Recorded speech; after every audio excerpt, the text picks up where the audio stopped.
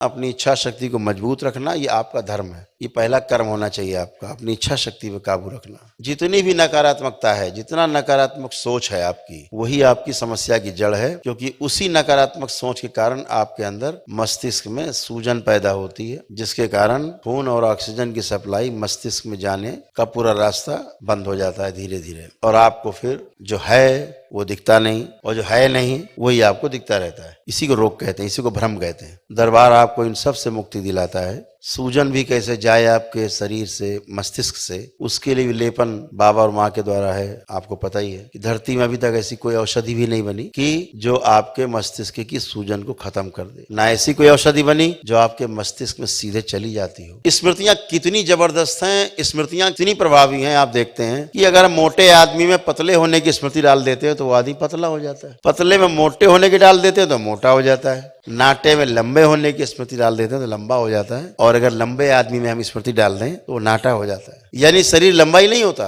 नाप लीजिए शरीर, 10 लोग लाइए, वैज्ञानिक आए मंच पे, स्वागत, 10 लंबे लोग लाएं और उसमें नाटे होने की स्मृतियां डाल देंगे, वो 6 महीने से 1 वर्ष के अंदर नाटे होने लगेंगे। स्मृतियां कैसे काम करती, जैसे ही रोग की स्मृति वैसे ही आप बन जाते हो। आप देखते हो ना, अभी तमाम लोग बैठे हैं, जो कुछ पुराने लोग बैठे हैं जिनमें स्मृतियां पड़ी है पतले होने की, लंबे होने की, सब में सक्रिय है। आज की तारीख में कई हजार लोग दरबार से लंबे, पतले, मोटे, नाटे सब हो चुके। एक एक फिट बढ़ गए 9-9 महीने में। प्रमाण है।